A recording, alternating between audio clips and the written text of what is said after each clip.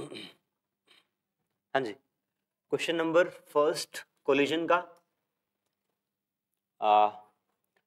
A sphere of mass m, एक sphere है mass m का, is moving with a constant velocity, collides with a stationary sphere of same mass का एक और sphere है, उससे टकराता है वो।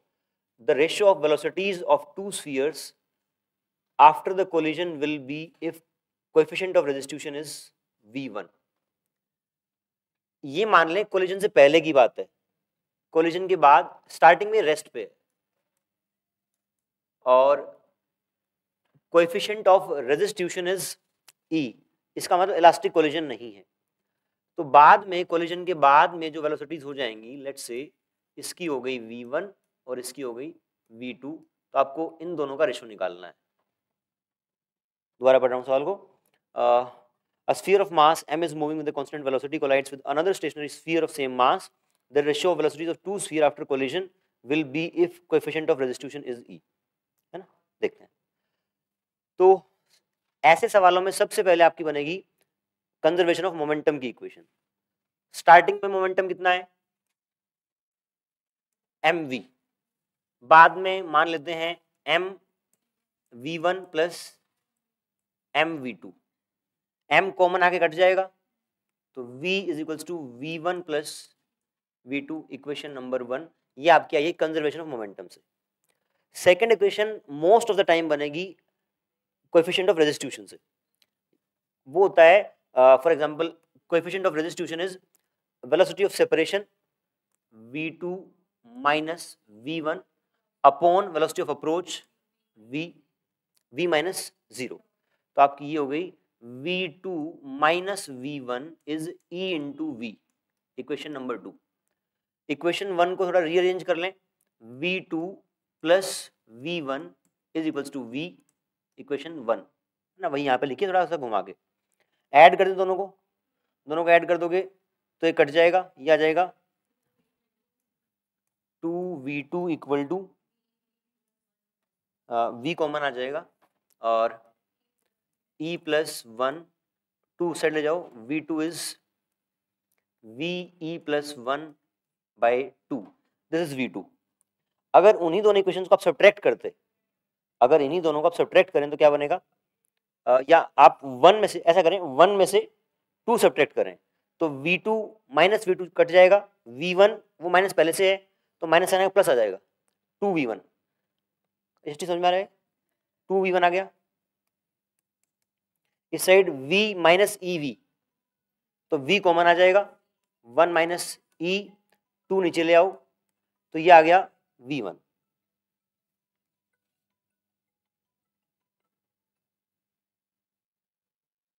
ठीक है, तो इसको रेशियो ले लो आप, ratio of v2 is to v1 e plus 1 या 1 माइनस e, यहाँ पे आप लिख सकते हैं 1 प्लस e और 1 माइनस e। ठीक है, इसमें उल्टा दे रखा है तो वो v क्या नाम है v1 बाई v2 निकाल दिया होगा, है ना। वो यहाँ पे साफ साफ लिख भी नहीं रखा है कि क्या किसका रेशियो आएगा, बट उसका उल्टा हो जाएगा अगर वैसा है तो। ठीक है, आगे बढ़ते हैं, अगला सवाल। नेक्स्ट है, a ball is drop from a height h, एक बॉल को h हाइट से ड्रॉप किया गया है। If the coefficient of restitution is e, जब वो टकराता है फ्लोर से तो कोएफिशिएंट ऑफ रेजिस्ट्यूशन e है आपका, और बोला गया है then the height up to which the ball will go after nth jump. एक जंप करेगा, अगर इलास्टिक कोलिजन होता तो वापस वहीं तक जाता, लेकिन एक जंप के बाद वो यहाँ पे जंप किया तो दूसरे जंप में यहाँ तक पहुंचेगा, टप्पा खाएगा, फिर से यहाँ तक पहुंचेगा, हर जंप में नीचे आएगा। ऐसा मान सकते हैं कि पहले जंप में ऐसे जंप, तो बोल रहा है कि nth जंप के बाद पूछा है then the height up to which the ball will go after nth jump.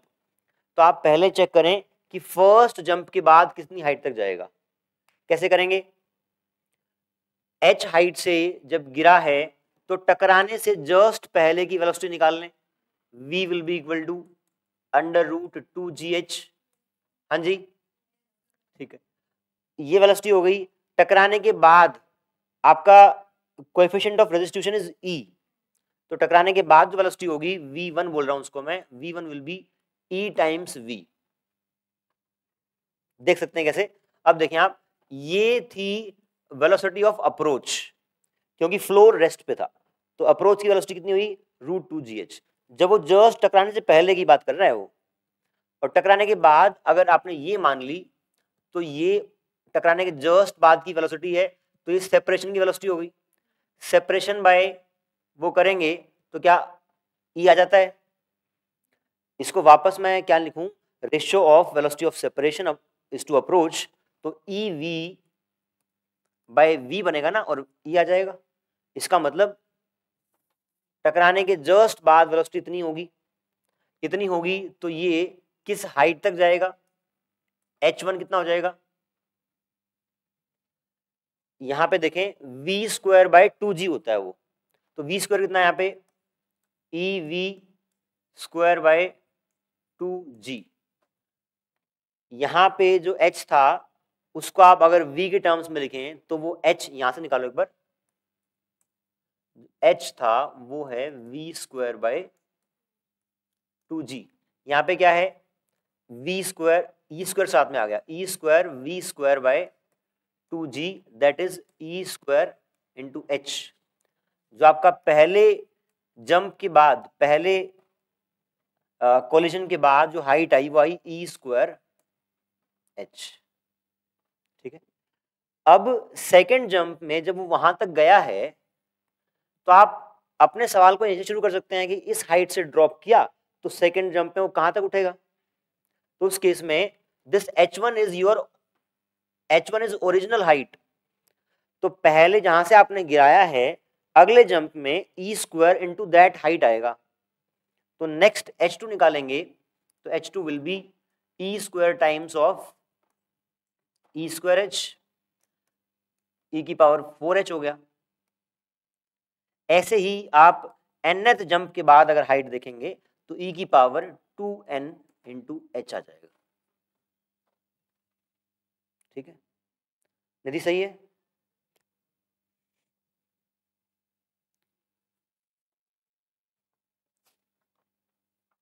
हाँ जी, एक सवाल और करते हैं इसका।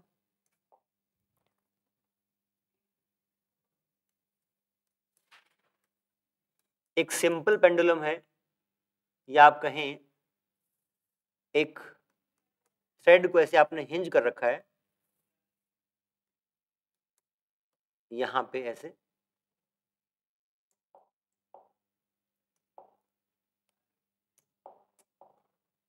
और ये यहां से रिलीज करने के बाद ऐसे कुछ ट्रेवल करेगा। यहां पे एक स्मूथ टेबल है, स्मूथ है, और ये लेंथ आप मान लें दे रखी है क्या, हाँ दे रखी है, ये लेंथ आपकी L है। इस स्फीयर का मास m है, इसका मास भी m है, इसका मास भी m है। यहां से छोड़ा है आपने इसको, ये ट्रेवल करके ऐसे आया है और इससे टकराया है, दोनों का मास बराबर है m और m, सरफेस स्मूथ है, और आपका जो कोलिजन हुआ है वो इलास्टिक कोलिजन है।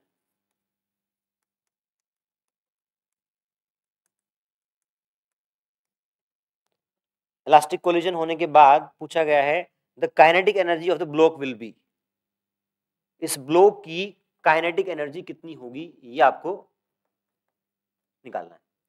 तो सबसे पहले यहां से छोड़ने से लेके और टकराने से जस्ट पहले तक क्या मैं एनर्जी कंजर्व कर सकता हूं?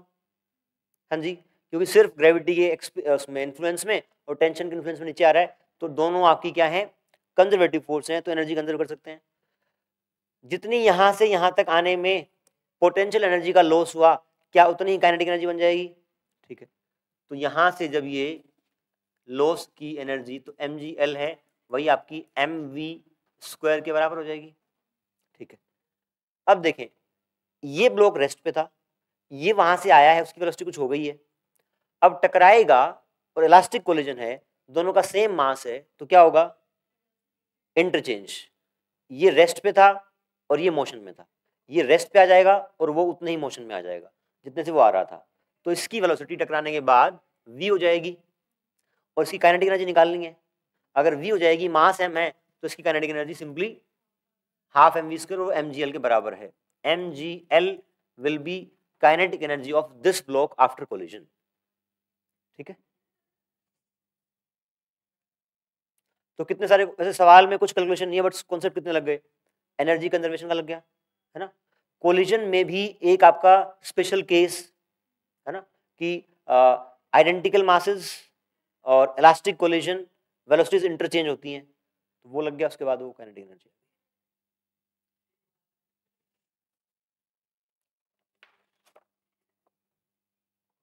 ठीक है, नेक्स्ट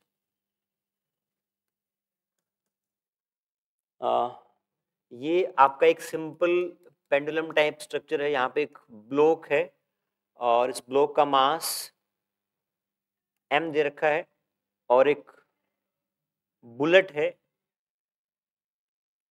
जिसका मास m मान लो, वेलोसिटी v मान लो, और ये इसमें आगे हिट करता है और इसके अंदर रह जाता है। ये बुलेट आया, इसके अंदर हिट करता है और रह जाता है इसके साथ ही। तो क्या बुलेट जब हिट करेगा और इसके अंदर ही रह गया, तो क्या बुलेट प्लस दिस ब्लॉक कुछ हाइट तक ऊपर उठेगा? ठीक है, वो हाइट कितनी होगी और एंगल कितना होगा, वो आपको निकालना है। क्या क्या दे रखा है वो देख लो आप। Length of simple pendulum, this length is 1 metre. Mass of wooden block is 1 kg, ये आपका 1 kg है। And mass of bullet is 10 की power -2 kg and this velocity v is 2 into 10 की power 2 metre per second. The bullets get embedded in the bob or obtain the height to which the bob rises before swinging back। मतलब कुल मिला के ये यहां से let's सो ये आपकी मीन हाइट थी और इसके बाद ये कहीं यहां तक राइज किया है। तो सवाल पूछ रहा है कि ये कितनी हाइट होगी। ठीक है, बहुत बढ़िया सवाल है। आप बताएं, स्टार्टिंग में जब वो बुलेट आती है, टकराती है, उसके अंदर घुस जाती है, तो वो किस तरह का कोलिजन है? परफेक्टली इनलास्टिक, क्योंकि आगे चिपक गई एक तरीके से ना, तो परफेक्टली इनलास्टिक कोलिजन है। क्या यहां पर मोमेंटम कंजर्व कर सकता हूं? But external force is there, tension का भी है, mg का भी है। हाँ जी, हाँ जी, हाँ जी। ये आपका जो mg और टेंशन है, ये वर्टिकल डायरेक्शन में है दोनों, है ना। आप टकराने से जस्ट पहले और जस्ट बाद की बात कर रहे हैं, तो पार्टिकल दोनों के दोनों वहीं पे रहेंगे उस टाइम पे। तो क्या रहेगा उससे? आपका हॉरिजॉन्टल डायरेक्शन में कोई एक्सटर्नल फोर्स नहीं लग रहा, तो आप हॉरिजॉन्टल डायरेक्शन में मोमेंटम कंजर्व कर सकते हैं। मोमेंटम कंजर्व करेंगे तो let's say initial momentum was this m and v multiply कर दें, small mv equal to m plus m v dash. क्या किया? v डैश क्या है? टकराने के बाद जो इसकी वेलोसिटी बनी वो v डैश है। तो v dash will be simply mv m plus m, small m is 10 की पावर -2, वेलोसिटी इज 2 इंटू 10 की पावर 2 और m प्लस m 1 प्लस 10 की पावर -2 इज 1/100। इसको सोल्व कर लो, ये आपका कट जाएगा, इट विल बी 2 और 1.01 आई थिंक, है ना। या इसको आप लिख लो 200/101, या सिंपली एक बार यहाँ पे भी रख लो, है ना। अगर आप बाद में वैल्यू पुट करना चाहते हो तो आप यहाँ पे ये भी रख सकते हैं। ठीक है, अब इसके बाद ये बुलेट इसके अंदर एंटर कर चुकी है, कोलिजन वाली इक्वेशन आपने लगा ली है, अभी ऊपर राइज करेगी। तो अब पहले तो ये बताओ, टकराने से पहले जितनी इसकी काइनेटिक एनर्जी थी और टकराने के बाद जस्ट बाद सिस्टम की काइनेटिक एनर्जी उतनी रहेगी या बदल जाएगी? मैं बोल रहा हूं कि बुलेट, ये आपका ब्लॉक था, जो काइनेटिक एनर्जी बुलेट की थी पहले मान लो कि वो जो भी थी 20 जूल थी, टकराने के बाद जस्ट बाद सिस्टम बना, उसकी एनर्जी काइनेटिक एनर्जी 20 जूल ही रहेगी या उससे कम होगी या ज्यादा होगी? हाँ, इनइलास्टिक कोलिजन में काइनेटिक एनर्जी कंजर्व नहीं रहती है, तो आपकी एनर्जी कम हो जाएगी। कोलिजन से पहले और बाद में आप एनर्जी कंजर्वेशन की इक्वेशन नहीं लगा सकते हैं, ये इंपॉर्टेंट पॉइंट है, ठीक है। अब टकराने के बाद जब वो दोनों इकट्ठा एक ब्लॉक बन गया, बुलेट प्लस ब्लॉक, अब वो ऊपर जाएगी, तो क्या सिर्फ ग्रेविटी का फोर्स लग रहा है? जब टकराना हो चुका है, अब दोनों साथ में ऊपर जाएंगे, तो क्या ऊपर जाते वक्त उसके ऊपर टेंशन और ग्रेविटी लग रही है? कंजर्वेटिव है। तो आप टकराने के जस्ट बाद और हाईएस्ट पॉइंट पे जाने तक इन दोनों पॉइंट्स के बीच में आप कंजर्वेशन ऑफ एनर्जी लगा सकते हैं। कंजर्वेशन ऑफ एनर्जी आप टकराने से पहले और आखिरी पॉइंट पर नहीं लगा सकते हैं, क्योंकि टकराने के जस्ट पहले और जस्ट बाद में एनर्जी का लॉस हुआ है ना। तो जस्ट बाद में आपकी एनर्जी हो जाएगी half m plus m v dash square. बताएं, हो जाएगी? हाफ टोटल मास इतना हो गया और v डैश स्क्वायर, ये सारी की सारी कन्वर्ट होगी किसमें? पोटेंशियल एनर्जी में, हाईएस्ट पॉइंट तक। तो it will be m plus m g h, ये कटेगा, h will be simply v dash square by 2g, और v डैश को आपने निकाल रखा है क्या?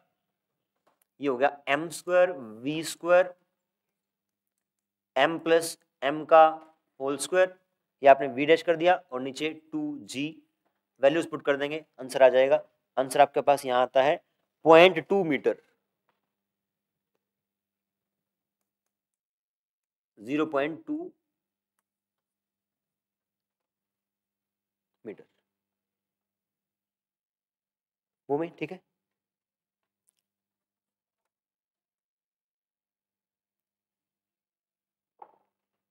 हाँ जी,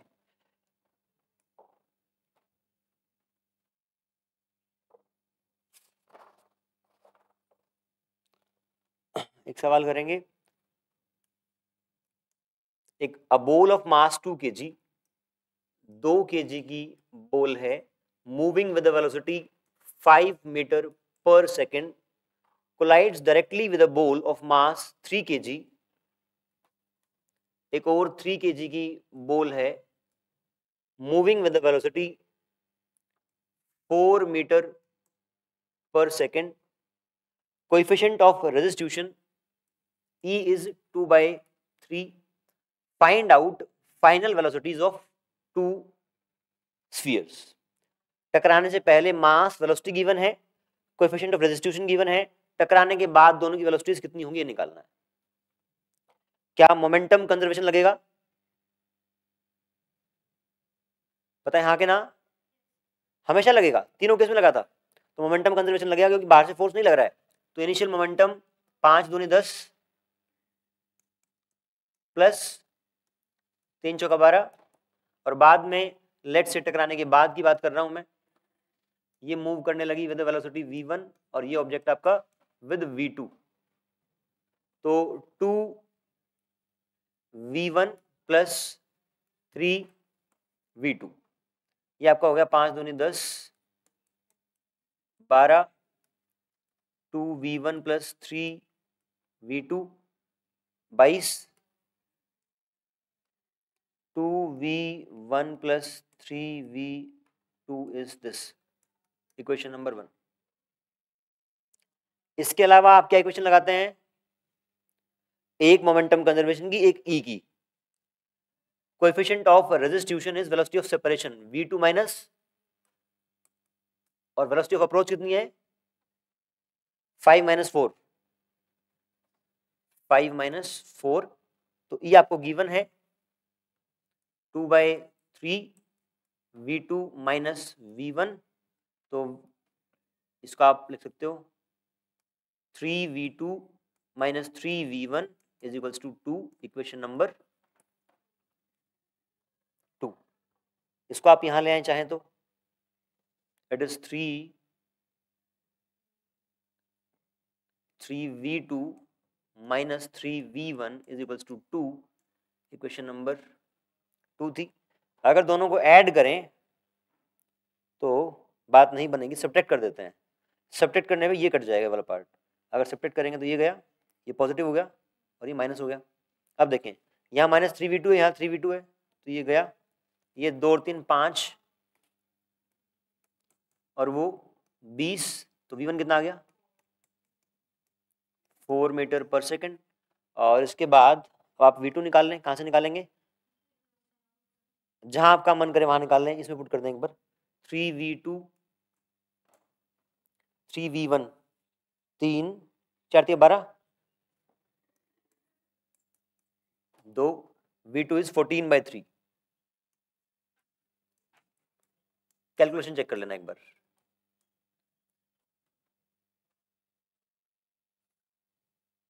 हाँ एक का आंसर 4 है और एक का 4.67 आ रहा है, तो 3 चौका 12 हाँ आ जाएगा, ठीक है।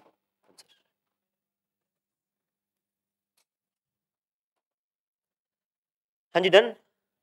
तो इस तरह के सवाल आपके इसमें आते हैं, इसमें इतना ही कर रहे हैं, एक और करें। अच्छा इसमें वो एक्चुअली उसमें है सवाल, ये वाला लास्ट वाला, बट वो इस जैसा ही है, इसलिए नहीं करवा रहा मैं। e⁻²hn वाला ना, यहीं से हो जाएगा वो, तो अलग तरह का नहीं है, ठीक है डन।